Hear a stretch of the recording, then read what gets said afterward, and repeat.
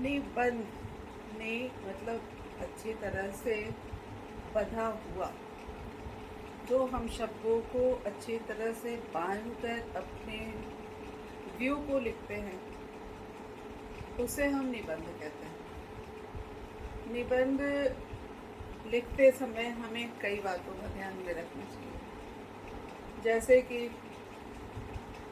उसे जैसे शरीर के कई अंग होते हैं, सिर होता है, धड़ होता है, हैंड पैर, उसी तरह निबंध के भी होते हैं। यानी प्रस्तावना क्या है, तो ऊपर का पार्ट, और मध्य पार्ट क्या होता है, धड़ है, एंड कंक्लूजन क्या होगा, वो होगा पैर का हिस्सा।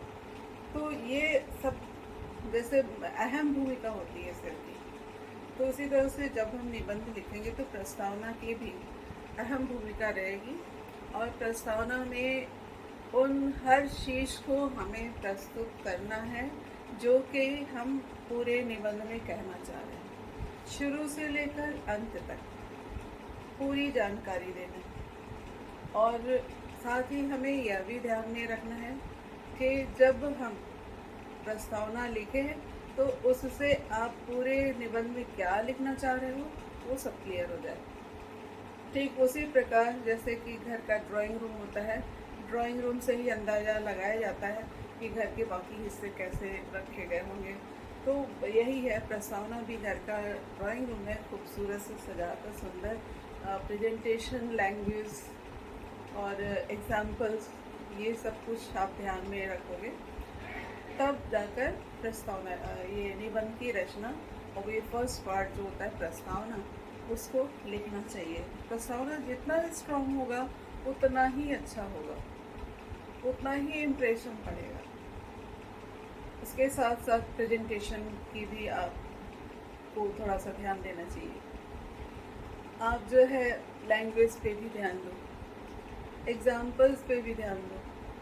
तो निबंध लिखते समय हमें इस बात का भी ध्यान रखना चाहिए कि निबंध किस तरह का पूछा जा रहा है, क्योंकि निबंध 4 प्रकार के होते हैं। एक होता है वर्णनात्मक। वर्णनात्मक क्या होता है, जिसमें हम कोई भी कथा वर्णन कर देते हैं, कोई भी विषय को लेकर उसके बारे में अच्छे से वर्णन करते हैं कि क्या है, कैसे है। दूसरा है विचारात्मक। उसमें हमें अपने विचार प्रस्तुत, जैसे कि डिबेट वाले पार्ट होते हैं, सब्जेक्ट, वो विचारात्मक होते हैं, पक्ष और विपक्ष। तो दोनों पे अपना अलग अलग व्यू देते हुए आगे लिखना है, तो ये विचारात्मक आ गया। भावात्मक होता है। भावात्मक यानी कल्पना से रिलेटेड, यानी जो संस्मरण एक तरह से रेखा चित्र पे आधारित जो होता है वो भावात्मक होता है। और तीसरा होता है विवरणात्मक। विवरणात्मक क्या होता है, घटना प्रधान होता है, किसी भी घटना का विवरण देना, और किस तरह से ये देना है ये पहले से डिसाइड हो गया कि आप उसके प्रस्तावना, मध्य पाठ और उपसंहार के थ्रू ही आप तो लिखोगे। उसमें बीच में आपकी लैंग्वेज सुंदर होनी चाहिए, एग्जाम्पल्स होनी चाहिए, और प्रस्तुतिकरण भी अच्छी होनी चाहिए। प्रस्तुतिकरण के भी पार्ट्स मार्क्स होते हैं। बहुत ही सुंदर ढंग से प्रस्तुत करना, हर एक पैराग्राफ कहाँ पे एंड करना है, तो नेक्स्ट पैराग्राफ कैसे शुरू करना चाहिए, इस पर भी आपको विशेष ध्यान रखना चाहिए। तो ये सब ध्यान में रखते हुए अगर आपने निबंध लिखा, निबंध रचना की, तो आपका निबंध बहुत ही स्ट्रॉन्ग होगा, आप उसमें अच्छे मार्क्स गेन कर सकते हो। तो इस बात को हमेशा ध्यान में रखिएगा कि निबंध रचना करते समय किन किन बातों को आपको ध्यान में रखना है। तो ये तो क्लियर हो गया कि प्रस्तावना, मध्य पाठ और कंक्लूज़न।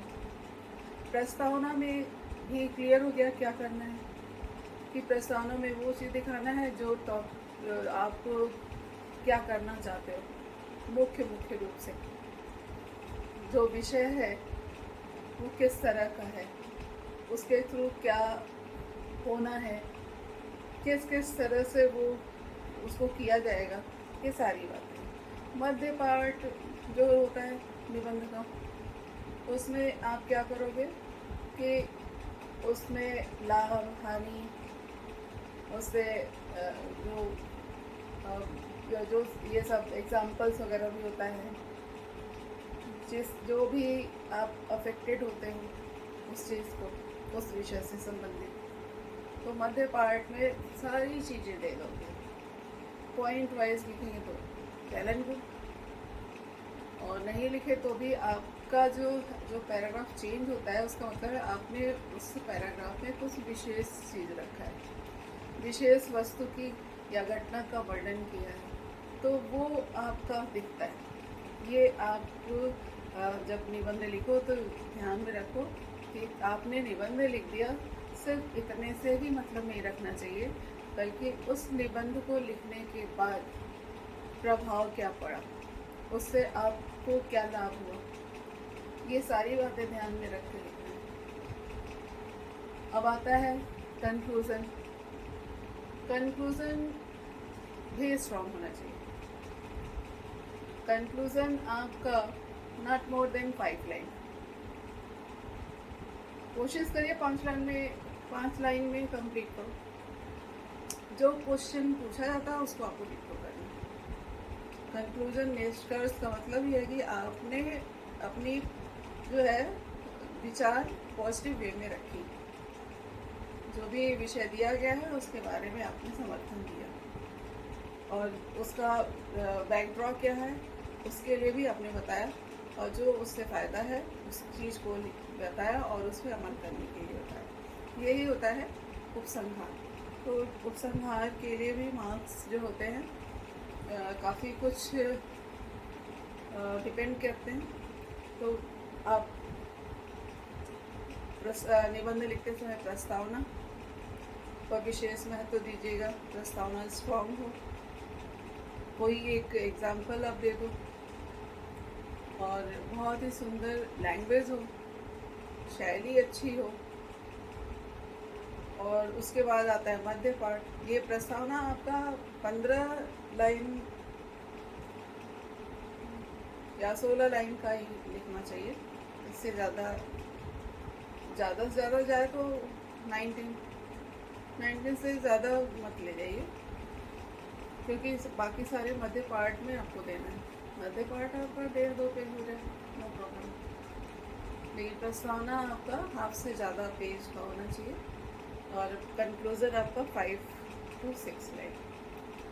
और इसमें examples, that is very compulsory part. वो एग्जाम्पल बहुत ज़्यादा नहीं होनी चाहिए, कम से कम 2, ज़्यादा से ज़्यादा 3, ना उससे ज़्यादा 3 से, ना 2 से कम। क्योंकि जब हम ज़्यादा एग्जाम्पल देते हैं तो ऐसा लगता है केवल कविता ही हम दे रहे हैं, हम एग्जाम्पल रख लिए हैं और बिना सिर पैर का ही हम एग्जाम्पल उसमें भरते जा रहे हैं। Suitable example, that is compulsory, so please remember that. ऐसा करते हुए आप अगर निबंध रचना करेंगे तो आपके बेनिफिट में होगा, एंड मार्क्स भी अच्छे मिलेंगे। इस बार आपके जो है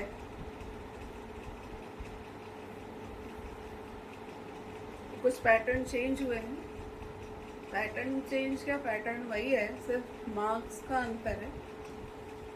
नंबर थोड़े कम कर दिए गए हैं, क्योंकि कुछ असाइनमेंट भी दिया जाएगा जिसको कि आपको करना रहेगा, तो आप उसके अकॉर्डिंग आप वर्क करना। एंड प्रस्तावना कैसे, ये निबंध कैसे लिखा जाए, इसके बारे में हम लोगों ने अभी चर्चा की। और प्लीज़ इस चीज़ को आप अपने बुक में देखना। ये लिखने की ज़रूरत नहीं है कि कैसे लिखा जाए, सिर्फ जानने की ज़रूरत है। आगे विषय पर चर्चा करेंगे, हाँ, तो वो विषय ज़रूर आप लिखेंगे एंड कॉपी में लिखेंगे।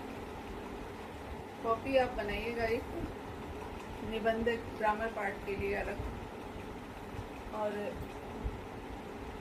फिर निबंध लिखने का प्रयास कीजिएगा।